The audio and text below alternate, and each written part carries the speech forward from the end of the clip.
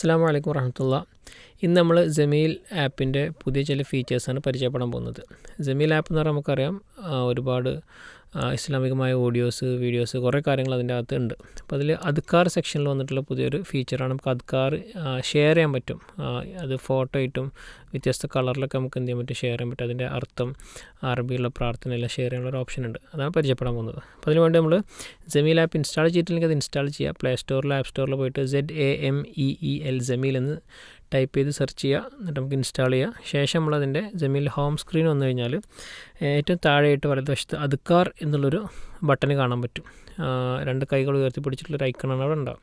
ഇത് ക്ലിക്ക് ചെയ്ത് കഴിഞ്ഞാൽ നമുക്ക് അദ്കാർ സെക്ഷനിലേക്കാണ് വരിക. അവിടെ വ്യത്യസ്തമായ ഒരുപാട് പ്രാർത്ഥനകളുണ്ട്.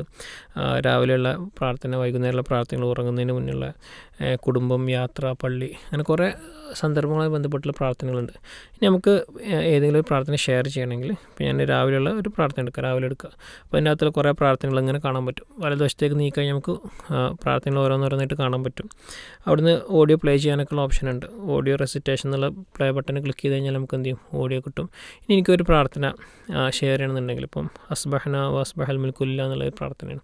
അപ്പോൾ അതിന് ചെയ്യേണ്ടത്രേ ഉള്ളൂ. എല്ലാ പ്രാർത്ഥനയുടെ മുകളിലായിട്ട് ഷെയർ എന്നുള്ളൊരു ബട്ടൺ കാണാം. ഓക്കെ, നിങ്ങൾക്ക് മുകളിൽ വലതുവശത്തായിട്ട് ഷെയർ ബട്ടൺ കാണാം. അതിൽ ക്ലിക്ക് ചെയ്ത് കഴിഞ്ഞാൽ നമുക്കിങ്ങനെ ഒരു കളറിൽ വരും. അപ്പോൾ ഇതൊരു ബ്ലൂ കളറിൽ എന്ത് വന്നിട്ടുണ്ട്, പിന്നെ നീല കളറിൽ, പിന്നെ നമുക്കിവിടെ അറബിയിലുള്ളതുണ്ട്, അതുപോലെ അതിൻ്റെ കൂടെ മലയാളത്തിൽ അതിൻ്റെ അർത്ഥമുണ്ട്.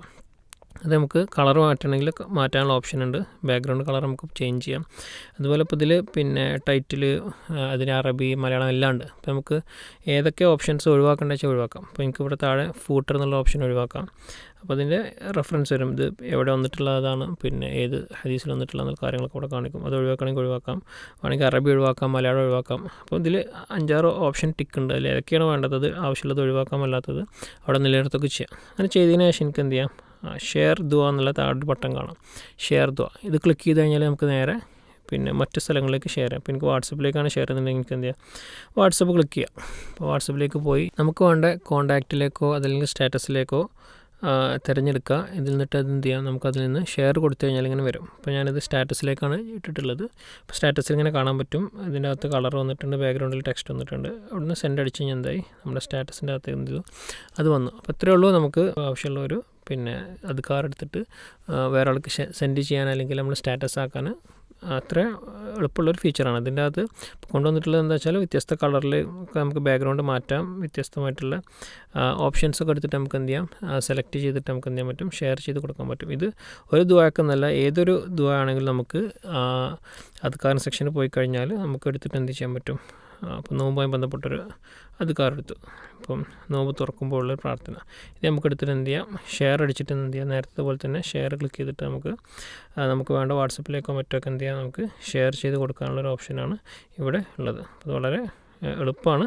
നമുക്ക് എന്ത് ചെയ്യാം, ക്ലിക്ക് ചെയ്താൽ എന്ത് ചെയ്യാൻ പറ്റും, ഷെയർ ചെയ്യാൻ പറ്റും. ഓക്കെ, അപ്പോൾ ഇത്രയാണ് അദ്കാറിൽ വന്നിട്ടുള്ള പുതിയൊരു ഓപ്ഷൻ ആയിട്ടുള്ളത്. നമ്മൾ അദ്കാറുകൾ എന്ത് ചെയ്യാം, ബാക്കിയുള്ളവർക്ക് എന്ത് ചെയ്യാം, ഷെയർ ചെയ്ത് കൊടുക്കുക എന്നുള്ളതാണ്.